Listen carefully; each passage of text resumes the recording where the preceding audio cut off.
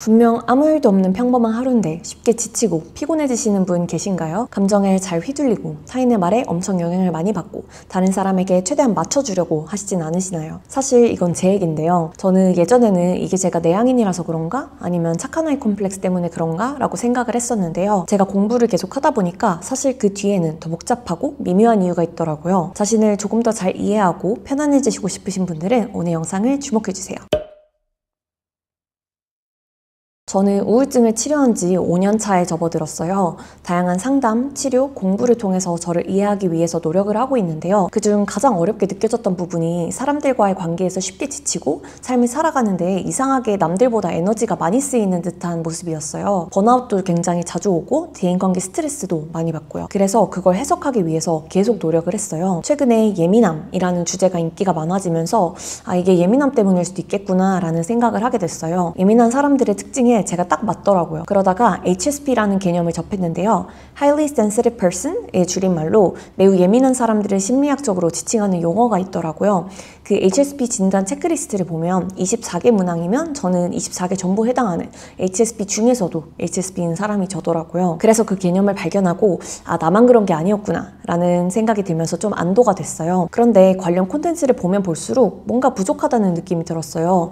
표면적인 특징은 알겠는데 정확히 원리가 이해가 안 되는 거예요. 정확히 왜 그런 감정을 자주 느끼는지, 왜 번아웃이나 피곤함에 취약한지 이런 부분이요. 저는 전체적인 구조가 잘 안 그려지면 잘 이해를 못 하거든요. 그게 저한테 답답하게 느껴져서 공부를 하기 시작했고 제 내면의 구조를 들여다봤습니다. 제 언어로 나름 새로 얻게 된 정보를 소화를 해보고요. 오늘은 그 과정 속에서 얻은 충격적인 깨달음과 5년 동안 치료를 받으면서 시행착오를 거쳐서 완성한 저만의 대처법을 소개해보고자 합니다. 예민함에 힘들어하는 자신을 더욱 이해해보고 싶으신 분들, 자신과 더 조화롭게 지내고 싶으신 분들이라면 끝까지 시청해주시면 도움이 되실 수 있을 것 같습니다.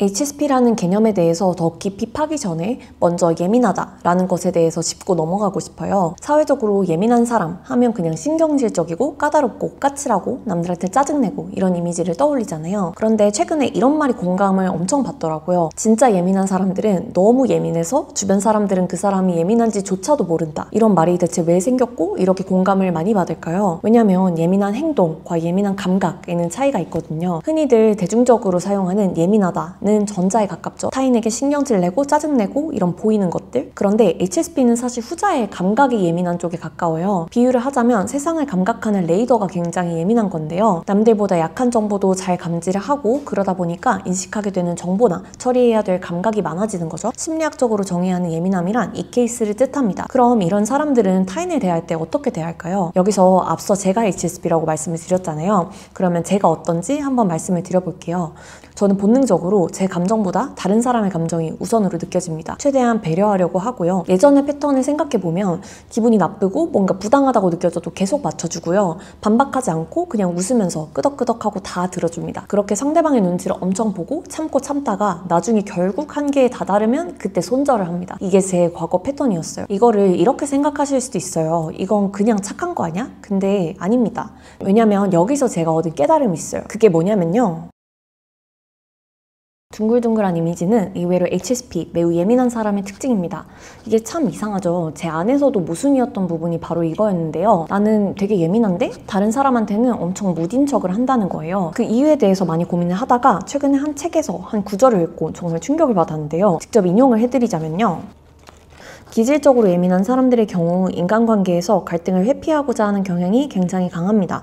내가 입는 손해보다 관계 갈등으로부터 오는 스트레스가 훨씬 더 아프게 다가오기 때문입니다. 따라서 처음부터 상대방에게 맞춰줌으로써 갈등을 아예 원천 차단하고자 하는 전략을 쓰는 거죠. 라는 구절이었는데요. 이걸 읽는 순간 머리가 띵 울리면서 이래서 그랬구나 라는 깨달음의 순간이 찾아오더라고요. 너무 많은 게 설명이 되는 거예요. 착하게 행동하는 거는 HSP의 방어 기제이기 때문이었던 거예요. 착해서 타인을 배려하는 게 아니라 그렇게 하지 않는 게 더 힘들어서 그렇습니다. 좀 더 풀어서 설명을 드릴게요. 아까 앞에서 HSP는 감각의 레이더가 높다고 말씀을 드렸잖아요. 그럼 뭐든 크게 많이 느끼겠죠? 좋은 것을 향유하고 예술에 대한 신미안을 가지고 있는 것도 HSP의 특징이라고 하는데요. 이게 문제가 되는 거는 부정적인 것에 대한 자극도 더 크고 깊게 느낀다는 겁니다. 겁니다. 여러분, 인간에게 가장 큰 스트레스가 뭘까요? 바로 대인관계 스트레스입니다. 표면적으로는 일 스트레스처럼 보이는 것도 파고 보면 그 안에서의 인간관계 문제인 경우가 많죠. 그럼 HSP가 인간관계를 맺으면요, 그 인간관계에서의 갈등의 고통이란 너무 심각한 거예요. 에너지 소모가 너무 많아요.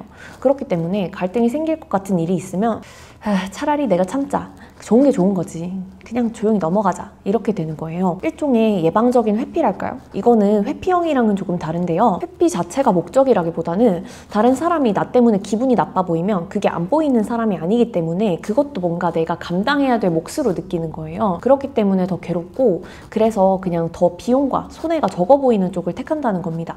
이렇게 이해를 하고 나니까 제 안에서의 모순이 정말 싹 해결이 되는 거예요. 제가 만약에 정말 순수한 이타심으로서 마음을 썼다면 만족스러웠을 행동들이 그게 아니라 제가 왜 그렇게 맞춰주기를 선택하고도 답답하면서 수치심을 느꼈는지, 왜 결국에는 그것 때문에 고통받으면서도 그렇게 반복적으로 행동을 했는지를 알겠는 거예요. 이거는 착한 거랑은 또 조금 다른 거예요. 타인을 향한 이타심이 뿜어져 나왔다 라기보다는 너무 많은 게 느껴지는 나를 지키고 보호하기 위해서 그런 겁니다. 사실 제가 이런 사실을 깨닫게 된 건 나는 왜 남들보다 쉽게 지칠까? 라는 책을 읽고 나서였어요. 위의 내용들도 책에서 인용과 차용을 해온 것이고요. HSP의 마음의 구조를 쉽게 이해가 되는 방식으로 분석해주는 책이어서 저한테는 참 많이 도움이 됐는데요.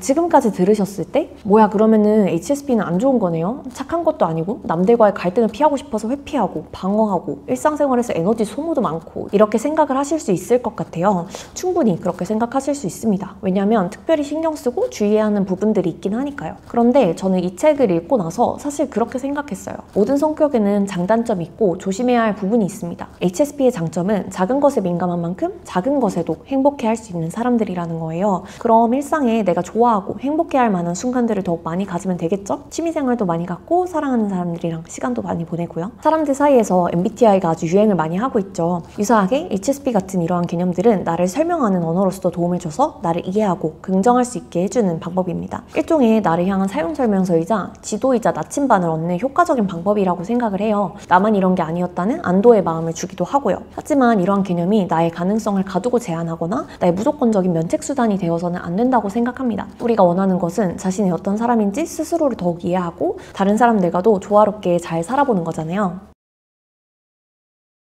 그렇다면 조금 더 구체적으로 HSP가 잘 살아가기 위해서는 어떻게 해야 될까요? 책에서는 다양한 방법들을 소개하고 있는데요. 책에 나온 내용들 중 와닿았던 부분과 제가 추가적으로 유용하게 쓰고 있는 방법을 함께 설명을 해볼게요. 먼저 책에서 나온 내용을 재구성해서 소개를 드릴게요. 일단 책에서 제시하고 있는 것은 세 가지 차원의 솔루션이에요. 방지적 차원, 기능적 차원, 근본적 차원입니다. 먼저 방지적 차원 같은 경우에는 제가 위에서도 잠시 언급을 했던 것처럼 본인을 충전할 수 있는 시간을 많이 갖고 환경 자체를 내가 좋아하는 것들이 많게, 좁더라도 편안한 사람들과 통제할 수 있는 요소가 많은 환경으로 구성을 하고 자극 자체를 많지 않게 조절하는 게 중요한 것 같습니다. 근육을 이완하는 운동이나 명상 등도 자주 하면 좋고요. 기능적인 차원에서는요, 책에서 가장 와닿았고 핵심적인 전략은 심리적인 거리를 두는 겁니다. 재밌었던 건 나를 게임의 RPG 캐릭터라고 생각을 해보라는 부분이었는데요. 나를 3인칭화하게 되면 좋은 점들이 있습니다. 나의 현 상태가 어떤지, 나에게 필요한 것이 무엇인지를 객관적으로 판단을 할 수 있다는 건데요. 심리적 거리를 떨어뜨리는 방식이에요. 나를 나라고 생각하지 않고 무명자라는 객체로 대우하고 나에게 말을 걸어주는 것입니다. 이것은 근본적인 차원의 솔루션과도 연관이 되어 있는데요. 바로 자기 자비입니다. 내가 있는 그대로의 나를 받아주고 인정해주는 것이에요. 친한 친구한테 말을 걸듯이 너 지금 힘든 상황이네?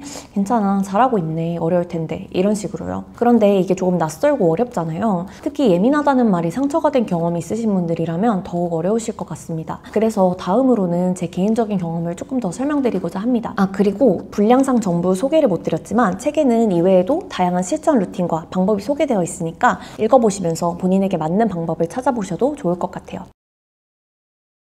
저는 개인적으로 계속 자기 자비를 연습하면서 예민인으로 살아남는 방법을 배우고 있는 것 같은데요. 이게 구체적으로 어떻게 발현이 되는지를 3단계로 설명드리고 제가 갖고 있는 마법의 문장 한 가지를 소개해드리고자 해요. 일단 스트레스가 안 올라오는 방지적인 행동들을 합니다. 자극을 줄이고 좋은 시간 많이 보내고, 일단 스트레스가 안 올라오게 하지만 그럼에도 불구하고 스트레스 상황이 당연히 발생을 하잖아요.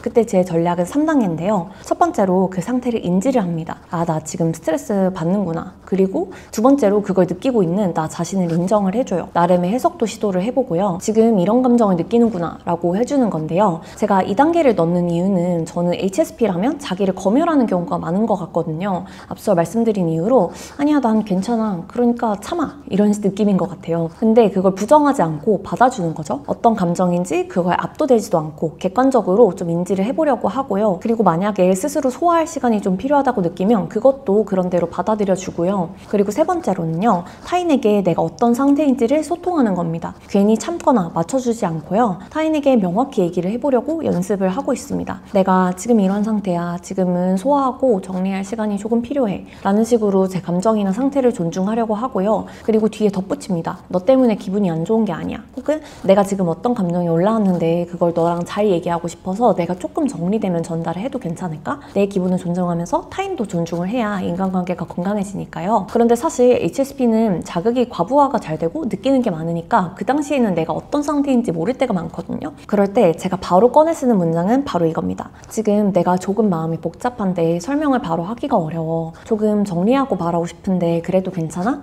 입니다. 그러면 나를 아끼는 대부분의 사람들은 괜찮다고 그렇게 하라고 해요. 대부분의 사람들은 HSP의 예민성이 정확히 어떤 상태인지를 모를 수가 있어서 이걸 인지시켜주고 소통을 하는 것부터가, 그리고 어떤 것이 내 에너지적으로 무리이거나 아니면은 뭔가 내 경계에 닿아서 불편하거나 이런 것을 느꼈을 때 그걸 속으로 참고 견디지 않고 이건 내 경계야 라고 알려주는 것이 장기적으로 그 관계에 도움이 되는 것 같아요. 물론 사랑을 담아서 부드럽게 말할 수 있으면 더욱 좋겠죠?